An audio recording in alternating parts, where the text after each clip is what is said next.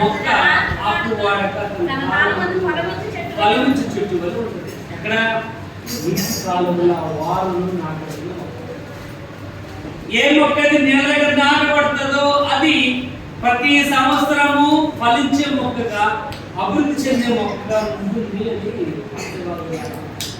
కాబట్టి వాటర్లో ఏముందంటే లైఫ్ అనేది ఉంది.